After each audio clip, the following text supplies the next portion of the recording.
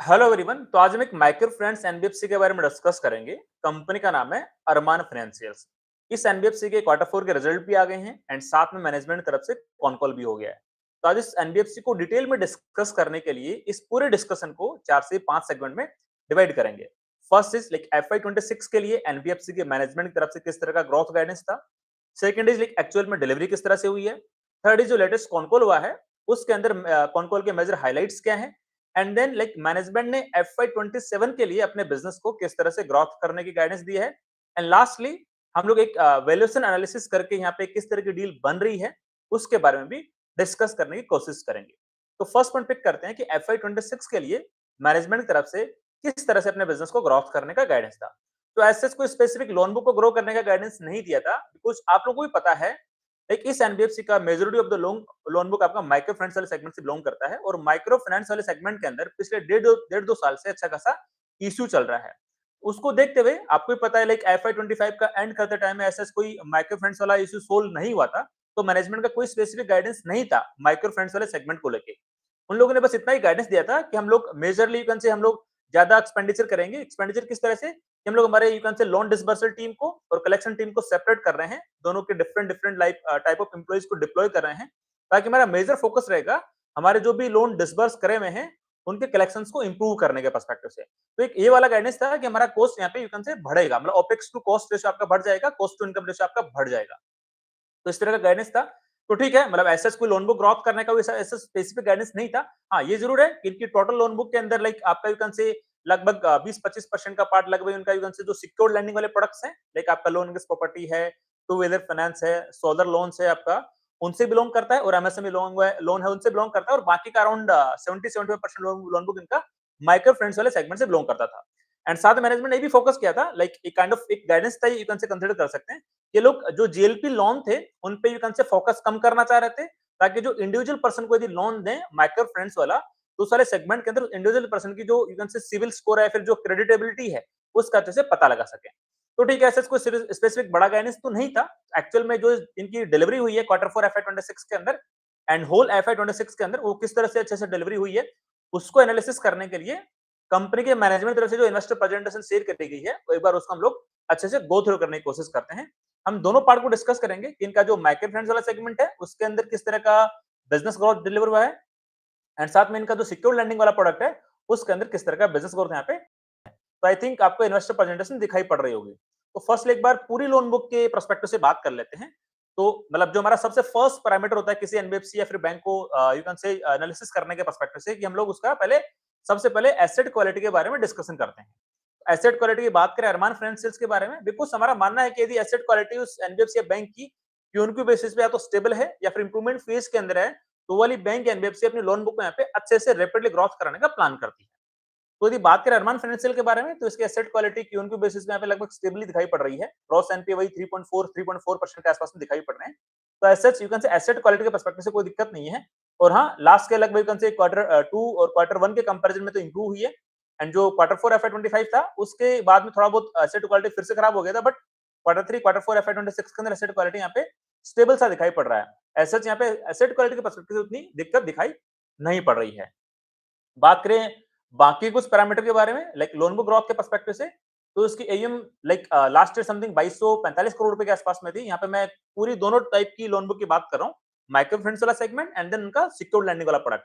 वो लगभग 2245 करोड़ रुपीस की लोन बुक थी लास्ट ईयर। अभी कितनी होगी? 2728 करोड़ रुपीस की लोन बुक होगी। मतलब ओवरऑल लोन बुक के अंदर लगभग 21 से 22% की ग्रोथ यहाँ पे देखने को मिल रही है। बात करें फ्रेश डिसबर्समेंट के बारे में, तो जैसे इनकी एसेट क्वालिटी स्टेबल गई है, तो उनके डिसबर्समेंट अच्छे खासे ग्रोथ करना स्टार्ट कर गए हैं। क्वार्टर थ्री के अंदर भी अच्छी खासी ग्रोथ थी, क्वार्टर फोर के अंदर तो यहाँ पे अच्छी खासी ग्रोथ दिखाई पड़ रही है। लाइक आप ये देखोगे क्यूएनक्यू बेसिस पे अच्छी खासी डिसबर्समेंट के अंदर ग्रोथ है लगभग 50% के आसपास में, एंड वाईयूएनए पर्सपेक्टिव से भी अच्छी खासी यहाँ पे लाइक मोर देन 50% से ज्यादा रेट्स इनके डिसबर्समेंट ग्रोथ हुई है अपनी होल लोन बुक के अंदर। तो ये चीज अच्छी है।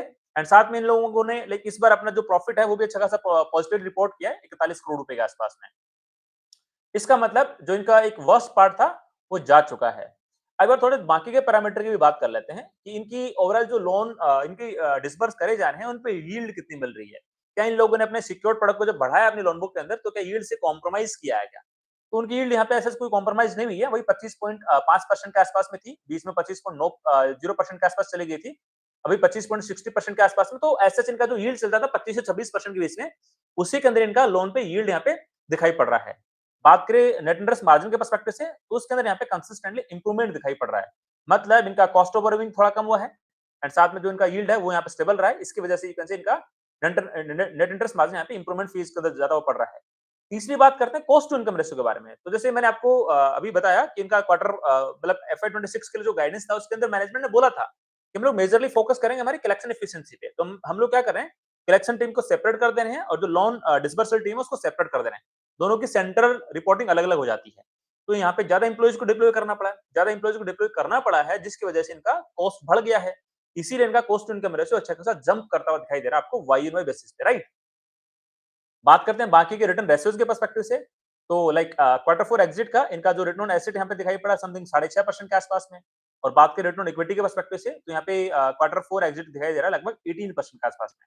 ऑल्दो इनका आज से 2 साल पहले जब एक एनबीएफसी बहुत अच्छा कर रही थी FY 24 के अंदर, तब इनका रिटर्न ऑन इक्विटी लगभग 25%, 26-27% के आसपास हुआ करता था और रिटर्न ऑन एसेट तो इनका लगभग 9% के आसपास हुआ करता था। ऑल्दो एसेट उस लेवल पे पहुंचना बहुत डिफिकल्ट रहेगा बिकॉज इनकी कॉस्ट बढ़ गई है। जैसे मैंने आपको बताया ना कॉस्ट इनकम रेशियो वाले पर्सपेक्टिव से कि 2 पैरेलल टीम बन गई है और अच्छे खासे कॉस्ट वर्टिकल्स खड़े हो गए हैं। तो वहां पहुंचना थोड़ा डिफिकल्ट है। बट एक बार देखते हैं कि कॉल के अंदर मैनेजमेंट ने क्या बोला था, तो उसको भी डिस्कस करेंगे। तो एक बार बाकी के जो और पैरामीटर है इनकी इंडिविजुअल लोन बुक को देके उसको एक बार डिस्कस कर लेते हैं। तो एक बार इनका जो एसेट क्वालिटी का जो आगे का ट्रेंड है, जो हम लोग 30 प्लस डीपीडी की बात करते हैं, 90 प्लस डीपीडी की बात करते हैं, एक बार उसके मूवमेंट की बात कर लेते हैं कि वो वाला किस डायरेक्शन में जा रहा है। तो इनका जो माइक्रो फाइनेंस वाला जो वर्टिकल है, उसके अंदर तो अच्छी खासी इंप्रूवमेंट दिखाई पड़ रही है। मतलब ये देखो इनका जो 31 से 90 प्लस डीपीडी का जो नंबर है मूवमेंट का है, वो लगभग 0.8% के आसपास में आ गया। एक साल पहले लगभग 6.8% के आसपास हुआ करता था। तो यहाँ पे तो क्लियर कट साफ-साफ दिखाई पड़ रहा है कि इनका माइक्रो फाइनेंस वाला जो इश्यू है, तो यहाँ पे सोल्व कंप्लीटली होता हुआ दिखाई पड़ रहा है। आगे जाके फिर से दिक्कत आएगी तब तो वो डिफरेंट बात होगी, बट एज ऑन डेट यहाँ पे तो इंप्रूव हो गया है। बाकी जो इनके वर्टिकल हैं, लाइक आपका एमएसएमई वर्टिकल है, टू व्हीलर फाइनेंस है, उसके अंदर भी अच्छी खासी इंप्रूवमेंट दिखाई पड़ रही है।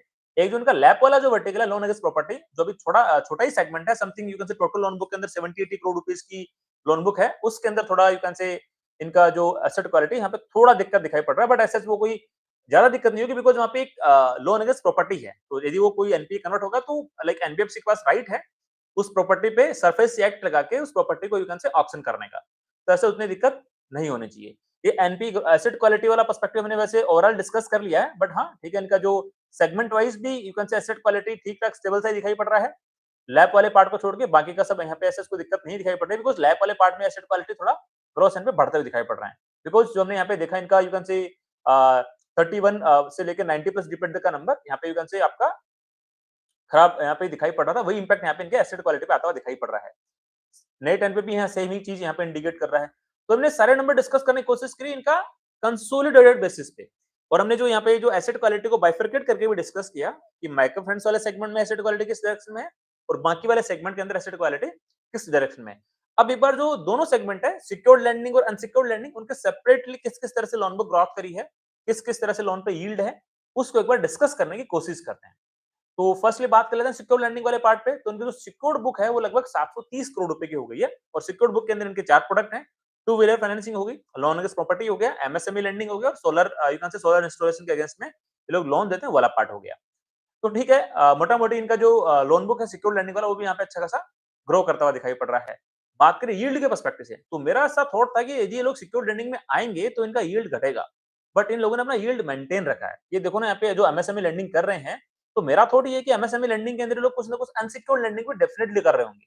बिकॉज़ यदि आप एमएसएमई लैंडिंग करते हो और यहाँ पे यदि सिक्योरिटी नहीं रखवाते हो तो आप 35% का यील्ड चार्ज नहीं कर सकते। तो मेरे को ऐसा लग रहा है इनका जो स्टैंड अलोन बिजनेस है इसके अंदर में भी आपका एमएसएमई वाला लैंडिंग यहाँ पे अनसिक्योर्ड हो रहा होगा, राइट? बिकॉज़ यहाँ पे लोन पे यील्ड देख के तो ये पता लग रहा है, बिकॉज़ 35% का लोन पे यील्ड ले रहे हो आप, तो किसी सिक्योर्ड लैंडिंग में तो 35% का लोन पे यील्ड आपको नहीं मिलेगा। तो साफ-साफ मेरे को ये लग रहा है कि लाइक जो ये छोटे-मोटे व्यापार करने वाले लोग होते हैं कि लाइक मंडी से सब्जी ले आए सुबह में और शाम तक उस सब्जी को खत्म कर दिया, बेच दिया लोगों को, उस तरह की लैंडिंग मेरे को यहाँ पे दिखाई पड़ रही है। अगेन मैं एक एग्जांपल देने की कोशिश कर रहा हूँ, बिकॉज़ ऐसे ही मोमेंट पे लाइक आप यहाँ पे हाई इंटरेस्ट रेट पे लैंडिंग कर सकते हो। अदरवाइज जिनका खुद का कुछ बिजनेस है, प्रॉपर अच्छा सा सेटअप है, एमएसएमई के अंदर रजिस्टर्ड है, तो वहां यदि आप 35% का लोन पे इंटरेस्ट चार्ज करोगे तो मेरे को डिफिकल्ट लग रहा है। बिकॉज़ यदि आप सिक्योरिटी मतलब यू कैन से उस बिजनेस के अकॉर्डिंग बिजनेस के अगेंस्ट में लोन ले रहे हो या फिर कोई अपना प्रॉपर्टी के अगेंस्ट में लोन ले रहे हो, अपने बिज़नेस को चलाने के लिए, तो वो मेरे को 35% का लोन पीरियड वहाँ पे नहीं बनता हुआ दिखाई पड़ेगा।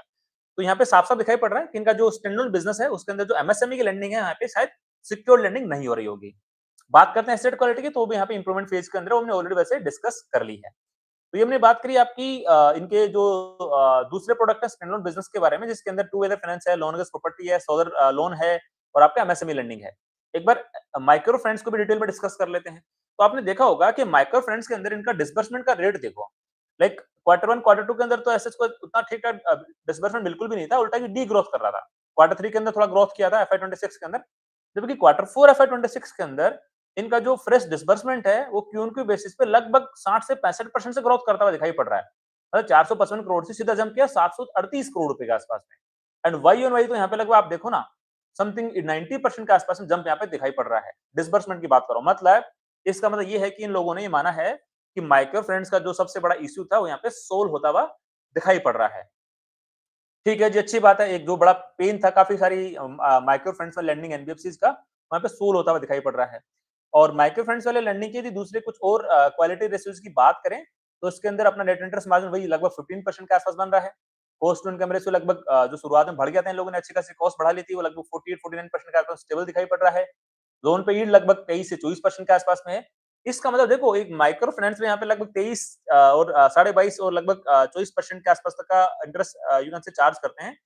जबकि जो उनके दूसरे प्रोडक्ट हैं, जिसमें हमने बात करी एमएसएमई लैंडिंग, वहाँ पे 35%, तभी इनकी ओवरऑल जो लोन पे यील्ड है लगभग 25 साढ़े 25% के आसपास में दिखाई पड़ रही है। एसेट क्वालिटी हमने ऑलरेडी डिस्कस कर लिया है, रिटर्न ऑन एसेट भी ऑलरेडी हमने डिस्कस कर लिया है, रिटर्न ऑन इक्विटी भी लगभग वही 18% के आसपास में इनका माइक्रो फाइनेंस वाले सेगमेंट का दिखाई पड़ रहा है। तो ठीक है, एक काइंड ऑफ हमने ओवरऑल एक इस कंपनी के दोनों बिज़नेसेस को डिस्कस करने की कोशिश करी। जो इनका माइक्रो फाइनेंस वाला सेगमेंट है, उस डिवीजन को भी डिस्कस किया, जिसको नामरा फाइनेंस ये लोग बोलते हैं।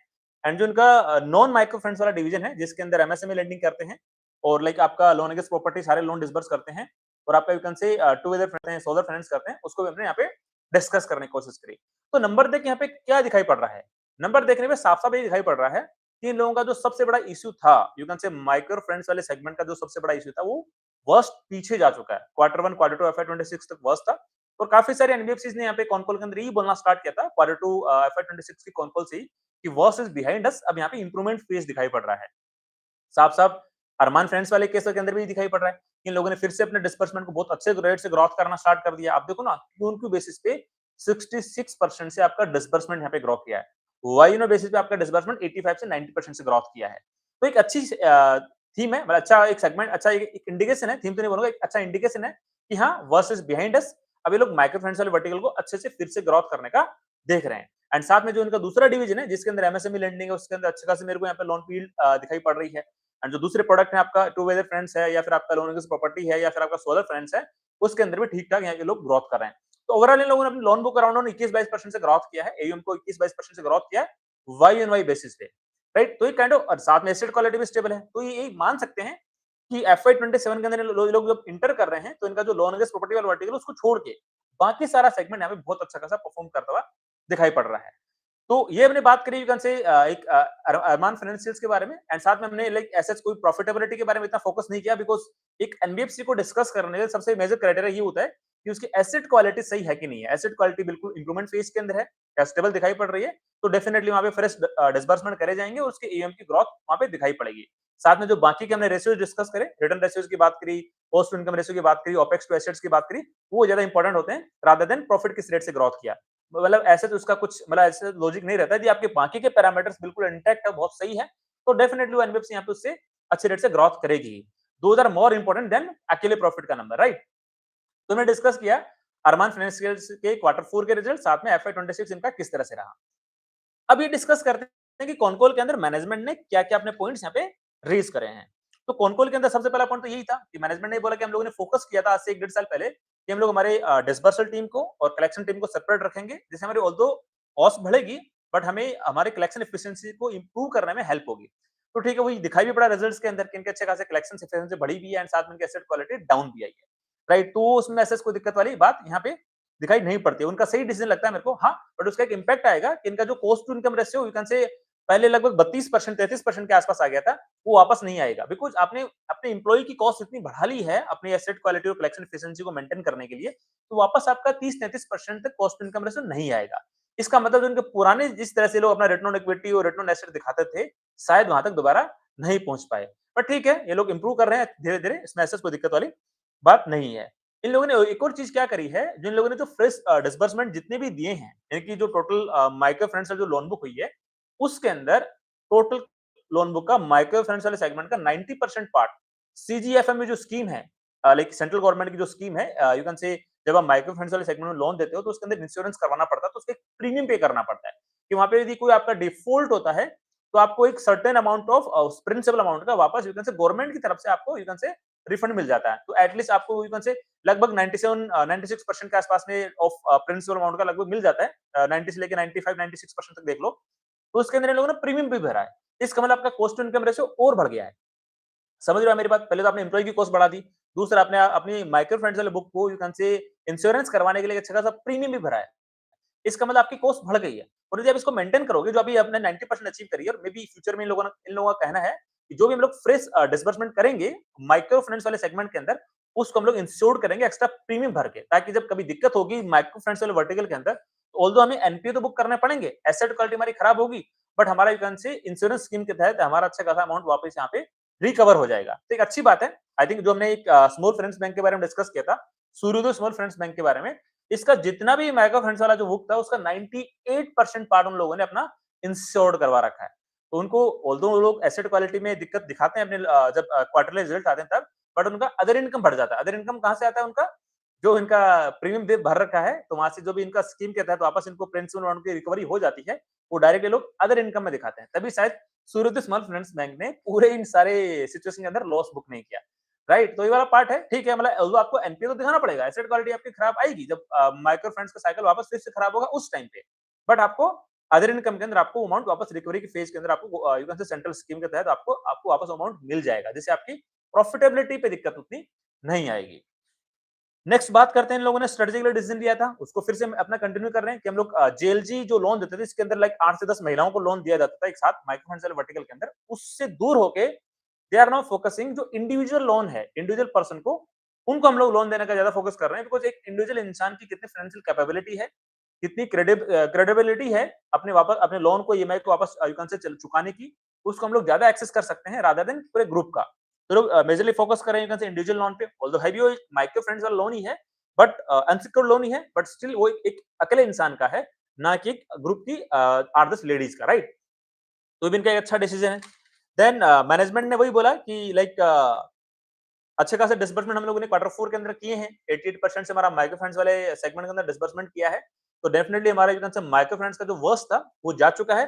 बट अगेन फिर से हम लोग यहाँ पे यू कैन से थोड़ा यू कैन से कंजर्वेटिव चलेंगे, बिकॉज़ जो अभी मानसून का जो इश्यू चल रहा है, जो एल निनो इफेक्ट की हम लोग बात कर रहे हैं, इस बार मानसून उतना अच्छा नहीं होगा।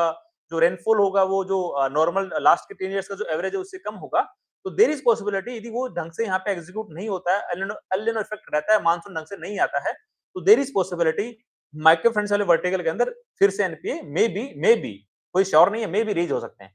उसके लिए हम लोग क्वार्टर 2 क्वार्टर 3 तक का इंतजार कर रहे हैं कि एक बार वो चीज हमें एक बार क्लियरली पता लग जाए, क्लैरिटी मिल जाए नेक्स्ट यू कैन से 2-3-4 क्वार्टर तक कि हाँ, जो अगेन जो इस एक जो इफेक्ट आया है, एल निनो इफेक्ट आया है, उसका जो भी वर्स्ट है वो एक बार निकल जाए।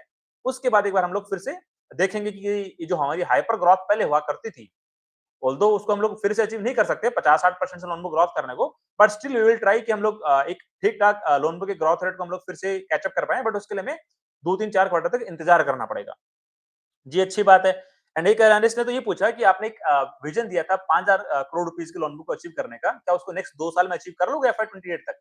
तो मैनेजमेंट यहाँ पे साफ-साफ कंजर्वेटिव प्ले कर गया। मैनेजमेंट ने बोला देखो, चीजें खराब हुई, आपको भी पता है लास्ट के 2 साल के अंदर, और अभी जो अपकमिंग जो सिचुएशन चल रही है, करंटली जो सिचुएशन चल रही है, उसके कारण कितना मतलब यू कैन से महँगाई बढ़ने से कितना अपना इकोनॉमिक सिचुएशन खराब होगी। साथ में जो हमारा मानसून भी अच्छा नहीं है, तो एल निनो इफेक्ट जो रहेगा, इन दोनों को मिला के सिचुएशन और क्या खराब होगी हमें उसका आइडिया नहीं है।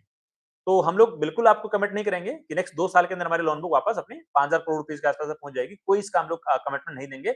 एक बार सिचुएशन में थोड़ी क्लैरिटी आने दो, नेक्स्ट 2-3-4 क्वार्टर तक, उसके बाद हम लोग फिर से एक बार इस पे चर्चा करेंगे। ऑल्दो इन लोगों ने 2700 करोड़ रुपीस तक की लोन बुक अचीव कर ली है, 5,000 करोड़ तक जाने के लिए लगभग डबल करना पड़ेगा। बट वही डबल करने के लिए फिर आपको 40 की परसेंट की रेट से बढ़ाना पड़ेगा अपने लोन बुक को, तो वो एज़ सच इनका नहीं है प्लान इस तरह से कोई रैपिड अपना ग्रोथ करने का। सो ये हमने डिस्कस किया एक मैनेजमेंट की तरफ से कौन-कौन के मेजर क्या हाइलाइट है, एक बार ये भी डिस्कस कर लेते हैं कि इनका एफवाई 27 को लेके अपने बिज़नेस को ग्रोथ कराने का किस तरह का गाइडेंस है। पहले बात कर लेते हैं लोन बुक ग्रोथ के पर्सपेक्टिव से। तो मैनेजमेंट ने बोला है कि यार हमारा एफवाई 27 के अंदर लोन बुक ग्रो करेगा लगभग 25% के आस-पास में। तो आप ये देखो मतलब लास्ट टाइम जब माइक्रो फाइनेंस वाला सेगमेंट सही हुआ था, इश्यू सही हुआ था 2022 के बाद में, तो 2023-2024 के अंदर ये जो माइक्रो फाइनेंस वाले जो एनबीएफसी उन्होंने उनकी लोन बुक किस तरह से ग्रोथ करी थी 40%, 45%, 50% के आसपास में। इस बार जब माइक्रो फाइनेंस का इश्यू वापस सही होने जा रहा है तो उस टाइम पे क्या गाइडेंस आ रहे हैं 25% के। तो दूसरी माइक्रो फाइनेंस वाले जो एनबीएफसी है उनसे भी क्या गाइडेंस आ रहा है 20% का, 25% का। मतलब 25-30%, 30% के ऊपर तो कोई बात ही नहीं कर रहा है। तो आपको पता है लाइक एमफिन ने इतने अच्छे खासे गार्डर लगा रखे हैं कि एक माइक्रो फाइनेंस एनबीएफसी से लोन ले लिया तो दूसरे से लोन लेने में कितने रेस्ट्रिक्शन है, कितने अमाउंट का लोन ले सकते हैं, बहुत सारे एमफी के गार्डरेल्स आ गए हैं। जिसकी वजह से एंड साथ में यू कैन से जो भी आगे आने वाले कुछ अपकमिंग सिचुएशन है जो मैंने आपको बताया इकोनॉमिक सिचुएशन सही हो जाए एंड साथ में जो मानसून का जो इम्पैक्ट है वो एक बार सही हो जाए उसका भी इंतजार कर रहे हैं।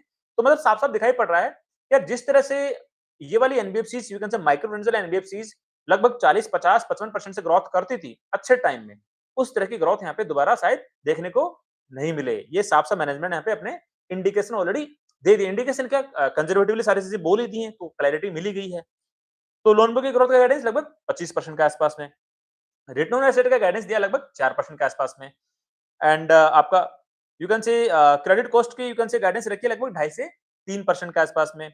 और ओपेक्स टू एसेट्स का गाइडेंस रखा है कि अभी करंटली 9% के आसपास में है। इसको हम लोग इंप्रूव करके कोशिश कर रहे हैं 8% पे लाए देन 7% पे लेके जाएं।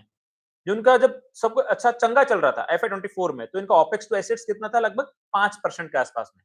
तो मैनेजमेंट का कहना है कि हम लोग 5% तो अचीव नहीं नहीं कर पाएंगे। रीजन हम लोगों ने ऑलरेडी हमारी इतनी कॉस्ट बढ़ा ली है पैरेलल टीम को डिप्लॉय करके जो कलेक्शन टीम है उसको डिप्लॉय करके एंड साथ में हमारे सीजीएफएम स्कीम का जो कौन सी इंश्योरेंस प्रीमियम भर के तो हमारा ओपेक्स टू एसेट्स 5% पे कभी नहीं आएगा।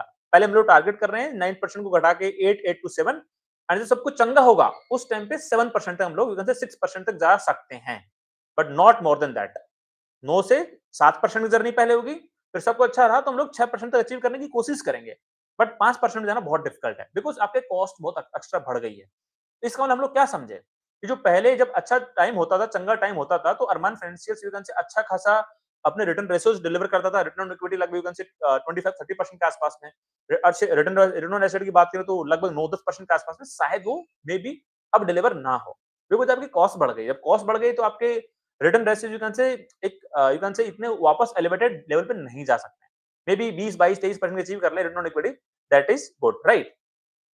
रिटर्न ऑन एसेट मान लो से अभी 6% के आसपास डिलीवर हुआ तो मे बी यू कैन से 7% तक ले जाएं दैट्स ग्रेट बिकॉज क्वार्टर 4 के अंदर तो देखो ना इनका नेट इंटरेस्ट मार्जिन भी अच्छा खासा गया लोन पे यील्ड भी अच्छी थी एंड इनके यू कैन से लगभग तब भी जाके इनका रिटर्न ऑन एसेट लगभग 6.25% के आसपास का यू कैन से डिलीवर हुआ है।